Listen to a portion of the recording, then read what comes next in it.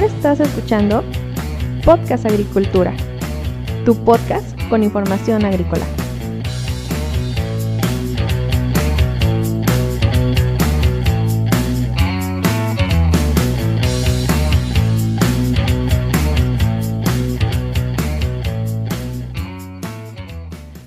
Hola, ¿qué tal? Yo soy Olmo Axayacat y este es el episodio 99 de Podcast Agricultura.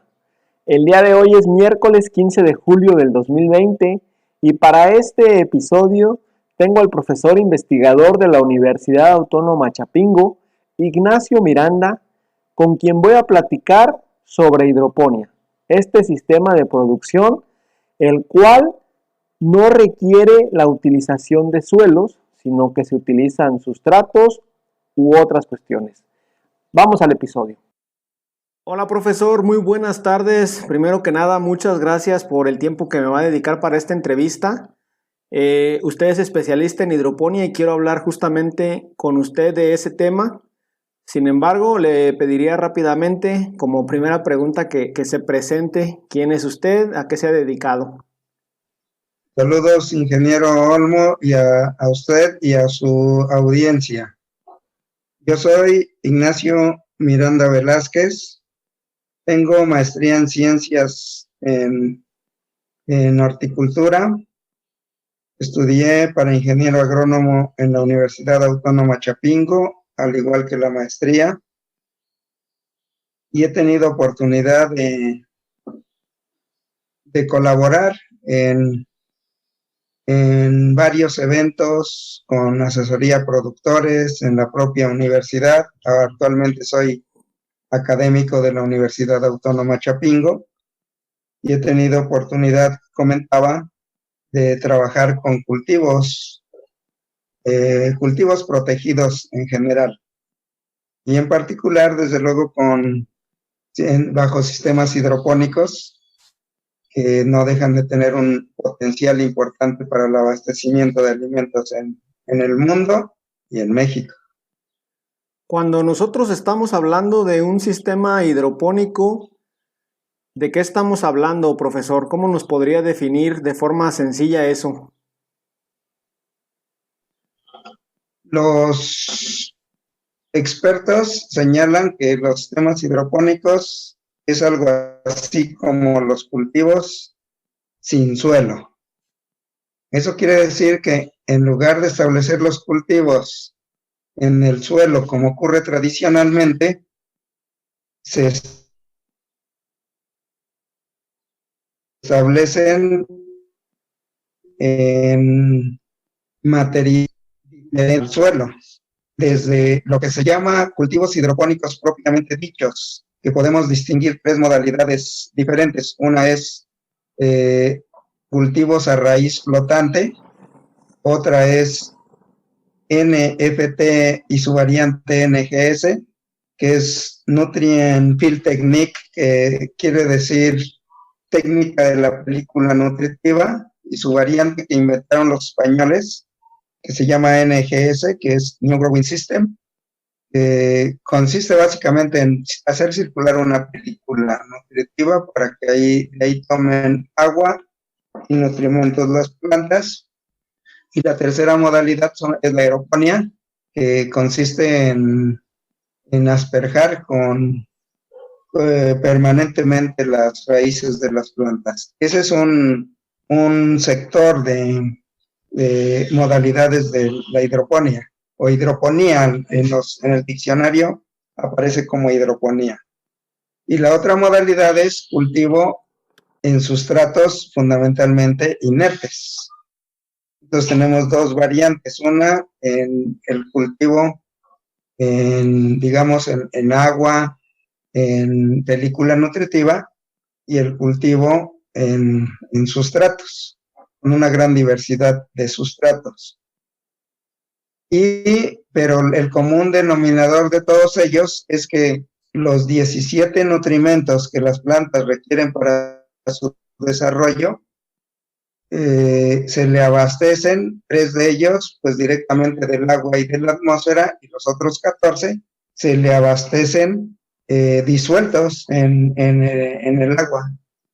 Un cultivo a raíz flotante es algo así como una pecera, nomás que la pecera en lugar de tener peces tiene agua y en lugar de tener, en lugar de tener peces tiene plantas y en lugar de tener agua tiene adicionalmente no solo agua, sino también los nutrimentos, los 14, y a eso se le llama solución nutritiva. Igualito que en la pecera se le pone oxígeno, porque la raíz es un órgano vivo y si no se le pone oxígeno, esta muere y por lo tanto la planta también ya deja de producir. Cuando nosotros hablamos de hidroponía, hablamos de un sistema de cultivo solo para productos de alto valor comercial, o también podemos hablar de productos, digamos, más tradicionales. Dentro de, digamos, el sistema de gobierno, tanto internacional como en México, en el que nos desenvolvemos, dado la inversión que se debe hacer, la cual es relativamente alta, podemos afirmar que es recomendable en esas circunstancias que se establezcan los sistemas hidropónicos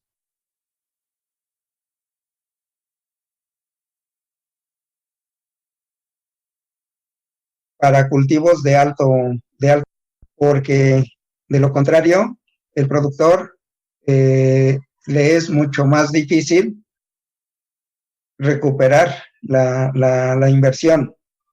Desde el punto de vista técnico, se puede producir cualquier especie vegetal, desde una hierba de olor, una planta ornamental, un árbol frutal, cualquier especie desde el punto de vista técnico.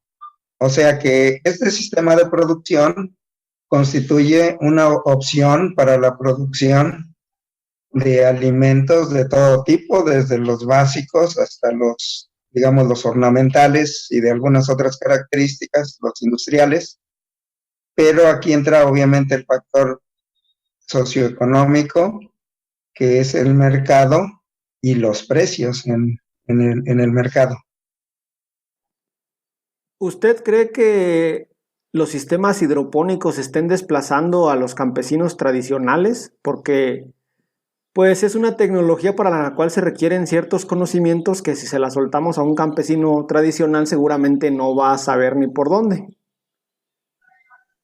No los desplaza. Yo creo que en el mejor de los casos, en un ambiente optimista, yo creo que más bien puede constituir una opción para tener una fuente adicional de alimentación y una fuente adicional de ingresos.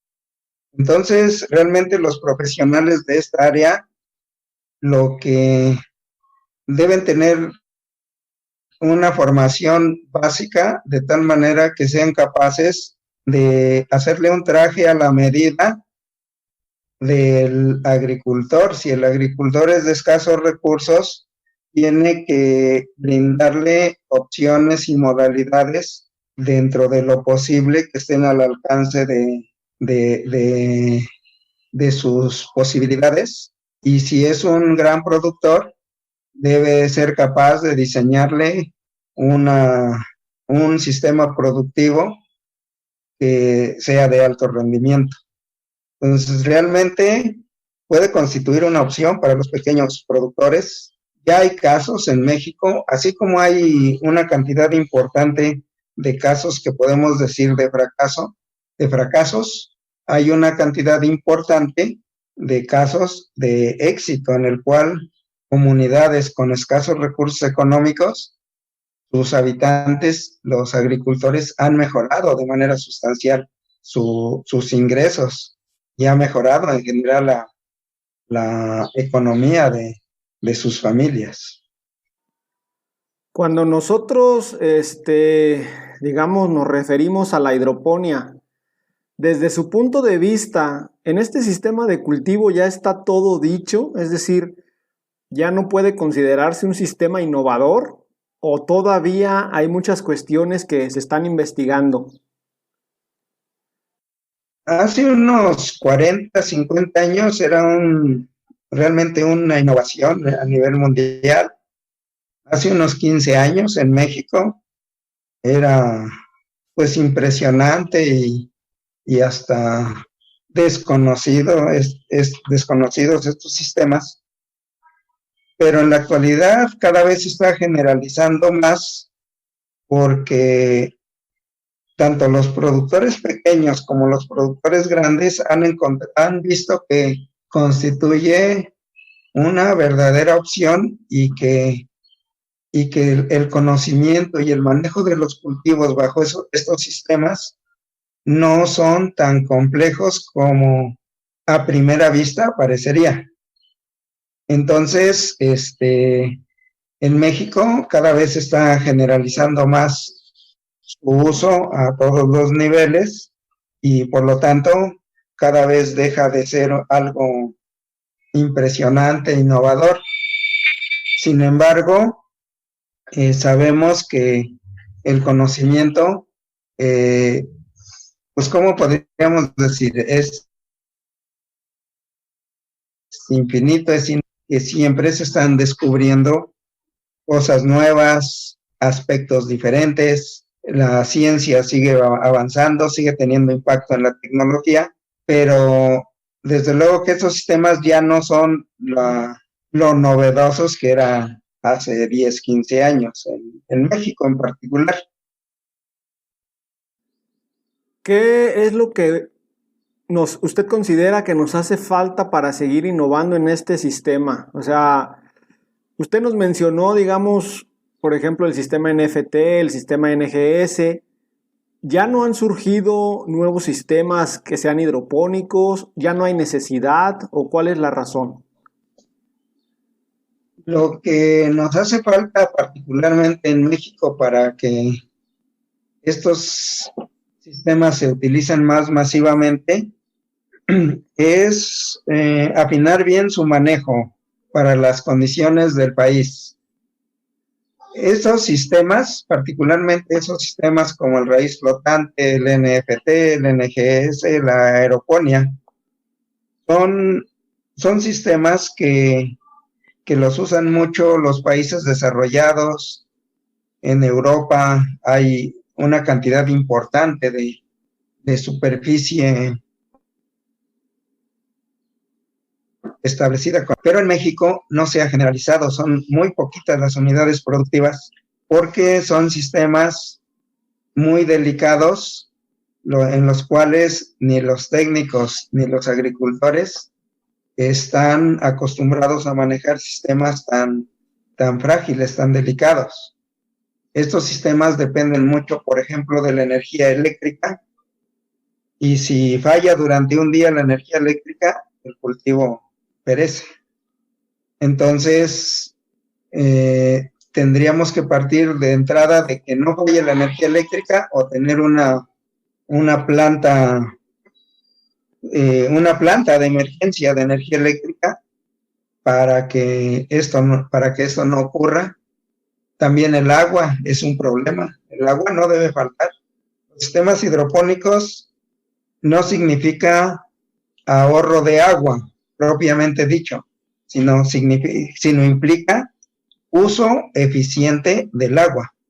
Es decir, con la misma cantidad de agua podemos producir mayor cantidad de alimentos, pero no sin agua, porque el agua es la fuente fundamental de todo sistema vivo, ¿no? Entonces, sí hace falta, primero, infraestructura en el país para poder establecer sistemas de ese tipo. Y segundo, capacitación a los agricultores para su manejo. Y tercero, pues sí faltan algunos aspectos de investigación para precisar algunos factores como se requiere precisar los niveles de oxigenación, precisar los niveles nutricionales, como son sistemas cerrados en los cuales se recicla agua y nutrimentos permanentemente, frecuencia de reciclamiento o sea, hay algunos aspectos que sí hace falta precisarlos un poco, aunque en países desarrollados ya lo han trabajado bastante, pero hay particularidades para cada cultivo, puesto que cada uno de ellos tiene necesidades diferentes según la parte que vamos a aprovechar para su consumo, para su uso, y según la etapa fenológica en la cual se encuentra el cultivo. ¿Cuáles son los principales cultivos en nuestro país que se producen en hidroponía? Los más importantes son, obviamente, el tomate o jitomate, como lo decimos en una parte del país, el pepino y el pimiento. Siguen siendo estos tres los cultivos más importantes, aunque cada vez se está explorando una mayor cantidad de cultivos, ya sea en la modalidad de usar sustratos o no usarlos.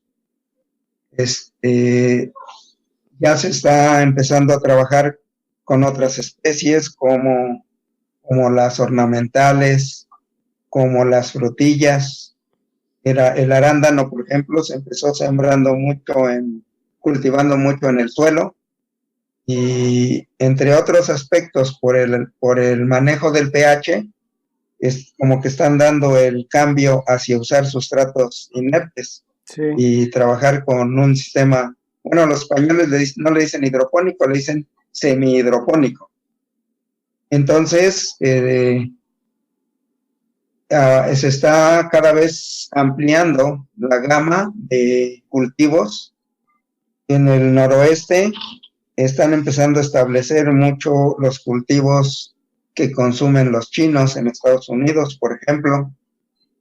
Entonces se está diversificando cada vez más los cultivos que se establecen, y además de que de alguna manera se ha saturado el mercado con la producción de esos tres cultivos que señalaba al inicio. ¿Qué es lo que tienen esos tres cultivos, profesor, que pues les permitió, digamos, potenciarse mucho con la hidroponía? ¿Por qué se eligieron esos y no otros? Porque el tomate en particular pues forma parte prácticamente de la canasta básica de México, de los mexicanos y de muchas partes del mundo. Entonces, al ser altamente consumido, desde luego que resultó una buena opción, porque tenía demanda en el mercado. Inclusive en algún momento hubo ventanas de mercado en el cual el precio del tomate subía mucho. En la actualidad sube en algunos momentos, pero ya es más esporádico y menos frecuente. Y el pepino y el pimiento no hay mucho hábito de consumo en México, pero sí en el extranjero. Entonces, como es muy consumido tanto en Estados Unidos, Canadá y Europa, entonces es atractivo, pues, sobre todo para los productores de alto nivel adquisitivo, porque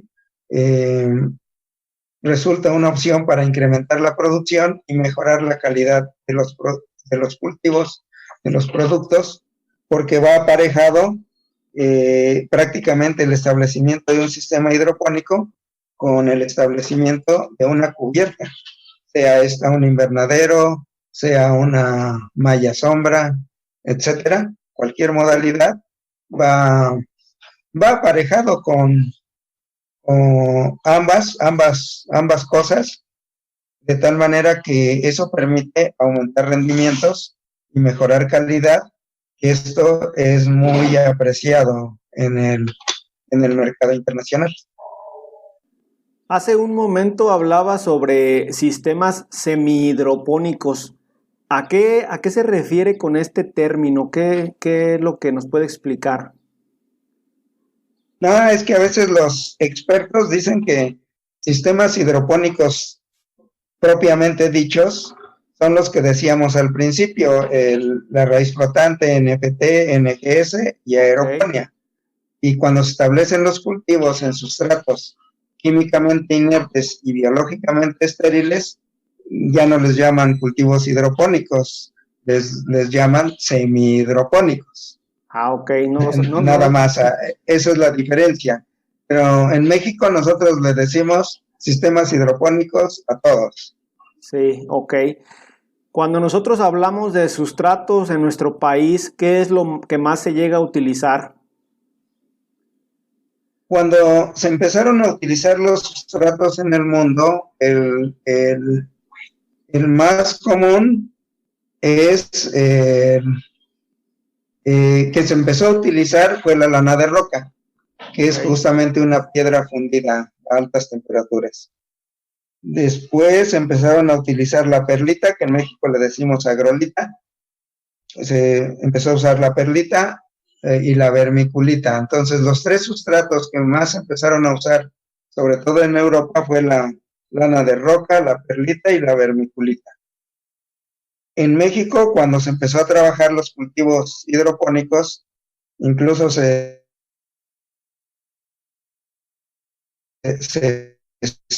todavía en la actualidad algo, ya no estaba impuestos sustratos, pero eleva relativamente los costos de producción.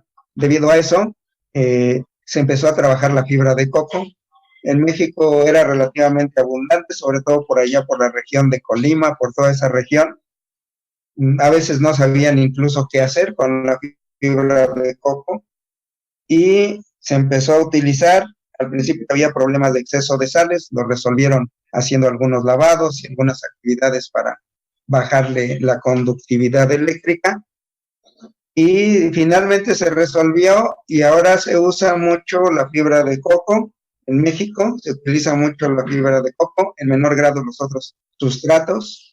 En donde hay regiones volcánicas se utiliza mucho el tezontle, que es una roca ígnea que por lo tanto abunda a todo lo largo del eje neovolcánico transversal y resulta más barato que los otros sustratos, aunque con la desventaja de que pesa mucho. Entonces eso dificulta mucho la maniobra de su manejo. Pero esos son ahorita los sustratos más utilizados: la fibra de coco, el tezontle, un poco la arena y la perlita, la vermiculita y la lana de roca. Estos últimos en menor proporción. Muy bien. Respecto a los sistemas hidropónicos cerrados, ¿por qué considera que en nuestro país prácticamente no tenemos nada al respecto?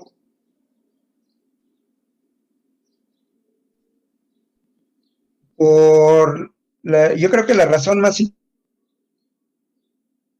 importante es la que comentamos hace un momento, las fallas de la energía eléctrica, porque los sistemas cerrados dependen mucho del abastecimiento de energía eléctrica mediante un motor para que ya sea para que la solución nutritiva se esté oxigenando o que ésta esté recirculando permanentemente, al menos durante el día. Yo creo que esa es la razón más importante por la cual no han proliferado mucho los sistemas cerrados, siendo que en Europa, en otros países, prácticamente ya lo están haciendo obligatorio para tratar de optimizar el uso del agua y sobre todo no contaminar el suelo, no contaminar el manto freático. Entonces, la tendencia es hacia usar sistemas cerrados. ¿Por qué estamos hablando de que los sistemas abiertos contaminan el medio ambiente si en esencia lo que tenemos son nutrientes que las plantas utilizan? En esencia podría no tener nada de malo que las tiremos en el suelo o que se descarguen en ríos, pero ¿qué es lo que sucede con esa contaminación?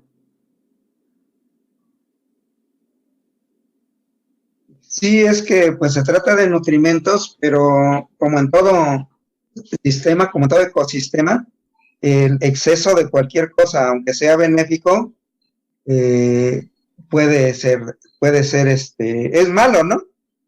O sea, es como el vino. El vino es muy bueno, pero moderado. Si nos excedemos, pues luego cometemos cosas indebidas.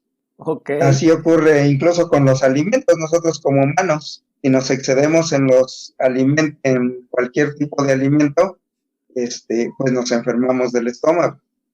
Entonces, de igual forma ocurre con las plantas y desde luego en la naturaleza, en los ecosistemas, que si nosotros los excedentes de los nutrimentos, de las sales en general, los mandamos al suelo y al manto freático, pues obviamente vamos a alterar y a subir las concentraciones de estos materiales.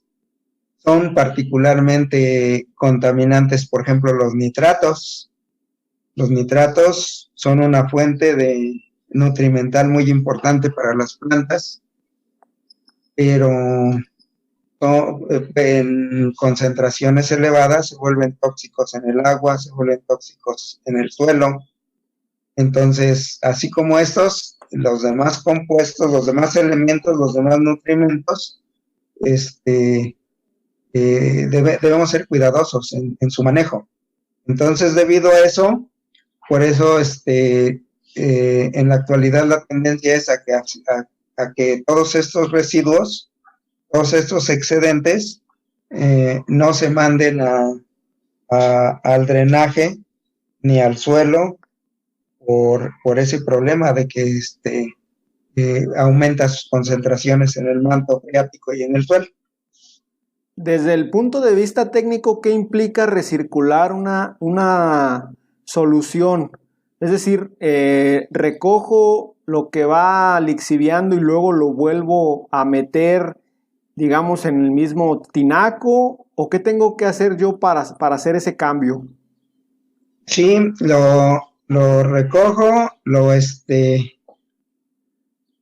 le hago un tratamiento, puede ser con rayos ultravioleta, con cualquier sistema para eliminar patógenos. Se le revisa la concentración de nutrimentos, se le ajusta nutrimentos y pH y nuevamente se vuelve a regar las plantas con ellas, se vuelve a abastecer de sus requerimientos a las plantas. Básicamente en eso consiste, en mantener el aspecto fitosanitario, en mantener el aspecto nutrimental y el pH. Ok. Si yo tengo un sustrato, ¿cómo sé si ese sustrato que está disponible porque es barato o porque está cerca de mi casa o de mi proyecto, cómo sé si me puede servir? ¿Necesito hacer alguna prueba previa? ¿Tengo que mandar a hacer análisis de algo? ¿Cómo le hago? Sí, es recomendable mandarle a hacer un análisis de laboratorio en el cual se le analice los nutrimentos, los 14 nutrimentos, algunos de los elementos pesados que suelen ser más comunes y más tóxicos, el contenido de sodio, el contenido de su conductividad eléctrica, su pH, y esos son los aspectos que más se deben cuidar para saber si es un sustrato que lo podamos utilizar. Aproximadamente el costo de un análisis de ese tipo debe andar como entre 800 y 1,000 pesos. Pero ¿por qué tendría yo que hacer un análisis para ver si hay nutrientes, sodio o ese tipo de cosas? ¿No debe ser químicamente inerte mi sustrato? Se supone que sí, debe ser químicamente inerte y biológicamente estéril. Y eso, si nosotros tenemos la seguridad de que nuestro proveedor nos está abasteciendo del sustrato que dice su etiqueta que nos abastece, si es confiable, entonces no es necesario que mandemos hacer ese análisis. Pero a veces se dispone de materiales locales en algunas regiones del país, y ahí es cuando más se requiere que se haga este tipo de previsión. si yo tengo dudas sobre lo que me está mandando mi proveedor o sobre si el material que yo tengo disponible en mi zona es inerte biológicamente, si tengo dudas, ¿cómo lo podría yo, digamos, limpiar de alguna manera? Depende de qué sea lo que tenga lo que tenga o que tenga en exceso. Pero generalmente lo que se hace es aplicar, digamos, lavados del sustrato, sobre todo porque lo más común es que sea el exceso de sales el problema. Ok, entonces simplemente le hago unos lavados para ir bajando el nivel de salinidad y ya después lo puedo utilizar, ¿cierto? Sí, correcto. Y si es algo, son algunos otros elementos que persisten, cuando se hacen los cálculos se tiene que ver si hay algún elemento que pueda neutralizar el efecto del elemento presente. Muy bien. Ahora respecto a los contenedores, ¿qué tengo que poner yo? ¿Bolsas, macetas? ¿De qué capacidad? ¿De muy poca capacidad? ¿De mucha capacidad? ¿Cómo le hago? Lo más recomendable, por económico, son las bolsas. Realmente, desde el punto de vista técnico, basta con poner inclusive los bolis que les dicen o almohaditas, que no son más que contenedores que tienen, no sé, entre 8 y 10 centímetros, y como se le abastece a la planta de los nutrimentos, ahí aunque se enrede la raíz, se desarrolla perfectamente el cultivo, o sea que el volumen del sustrato realmente puede ser mínimo.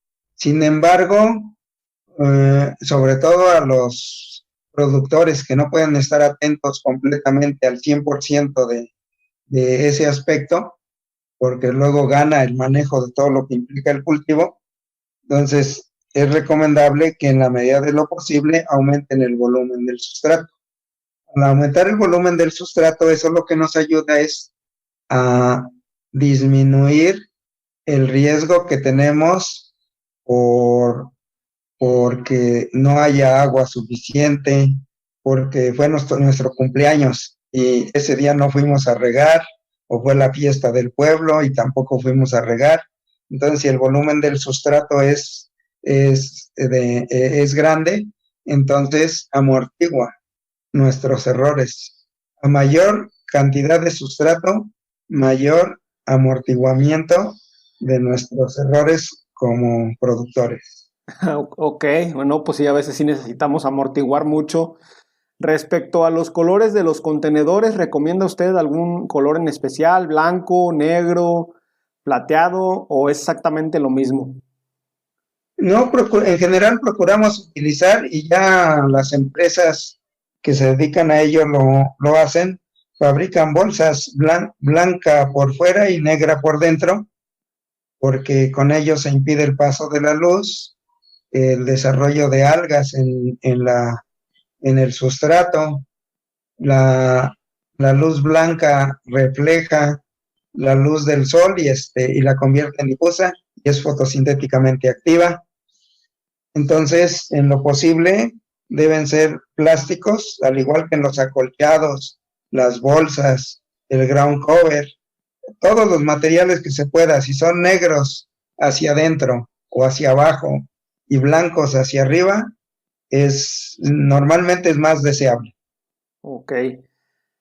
Ya para ir terminando esta breve introducción a la hidroponía, tengo un par de preguntas más, profesor. La primera es, ¿tiene algún sentido aplicar microorganismos en hidroponía para mejorar, pues ya sea la absorción de nutrientes, la salud de las raíces, etcétera? Desde luego que sí, es un área que todavía no se ha explorado mucho en el caso de los sistemas hidropónicos, se ha trabajado más en el caso de los cultivos orgánicos, pero sí tiene un impacto contundente, desde luego. Ok, y respecto a los fertilizantes, ¿por qué en hidroponía no se utilizan fertilizantes complejos, es decir, mezclas de diversos fertilizantes como un 13-40-13, un no sé, 12-54, no sé? ¿Por qué se utilizan puros fertilizantes simples? Porque son más caros los compuestos, o sea, te dan una fórmula, no son más que mezclas de Ajá. fertilizantes y son más caros. Obviamente, quien te los prepara y los vende, ya le puso valor agregado. Entonces, preparar una solución nutritiva con los fertilizantes básicos es más barato que prepararla con las mezclas. Aunado a que los fertilizantes básicos normalmente son más solubles. Entonces, usar fertilizantes más solubles nos genera menos problemas en el manejo de la solución nutritiva. Entonces estamos hablando de que sí se podrían llegar a utilizar si se calcularan adecuadamente. Sí, siempre y cuando sean solubles. Ok, entonces, para los fertilizantes utilizados en hidroponía, ¿hay alguna solubilidad mínima requerida? De hecho, se puede usar cualquier tipo de fertilizante, pero en términos generales podemos decir que para no tener dificultades al disolverlos y al manejar la solución nutritiva, con una solubilidad por abajo de 1 a 20 sería deseable. Eso quiere decir que podemos disolver 1 kilogramo del fertilizante en 20 litros de agua. Ok, muy bien. Pues sin duda es interesante esto de la hidroponía, profesor. Usted como profesor de la Universidad Autónoma Chapingo que enseña esta materia, ¿ha notado algún cambio importante en la enseñanza de este tema en los últimos años? ¿O digamos que el que aprendió hace 50, 40 años todavía puede aplicar exactamente lo mismo? No, pues es que hace 30, 40 años no existía este sistema. El maestro que lo empezó a trabajar, pues muchos pensábamos que estaba fuera de lugar. ¿Quién fue Y quien esto lo realmente... comenzó a trabajar? ¿Mandé? ¿Quién fue quien lo comenzó a trabajar? El maestro Felipe Sánchez del Castillo en el departamento de fitotecnia. Ok. Pues yo egresé de fitotecnia, él ofrecía el curso como optativo, pero no nos queríamos ir ahí porque pensábamos que el maestro estaba fuera de lugar. Entonces realmente la enseñanza en las universidades en México y en particular en Chapingo se intensifica hace unos 15 años. Entonces, de entonces acá todavía hay muchas cosas por hacer. El grupo que trabajamos la agricultura protegida en Chapingo, pues empezamos por diseñar algunos cursos, algunos diplomados y finalmente incluso crear una carrera de agricultura protegida. Pero todavía hay muchas cosas por hacer al respecto. Sobre todo nos hace mucha falta que haya una interacción muy fuerte y permanente entre las universidades que enseñan esto y los productores. Eso nos está fallando tanto a las universidades como a los propios productores, ¿no? Que son los que padecen de la falta de claridad en algunos aspectos que todavía existen.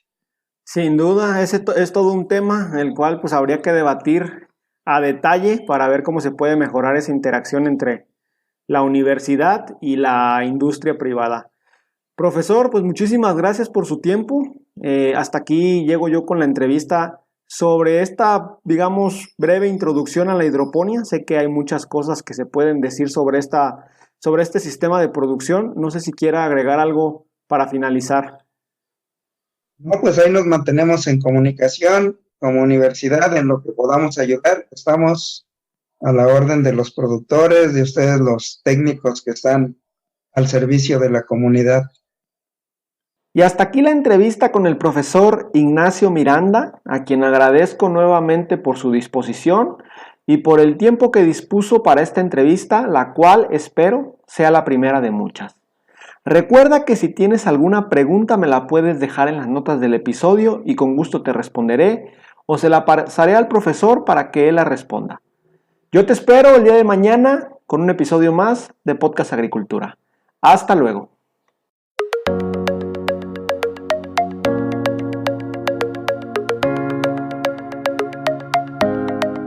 Hemos llegado al final de este episodio.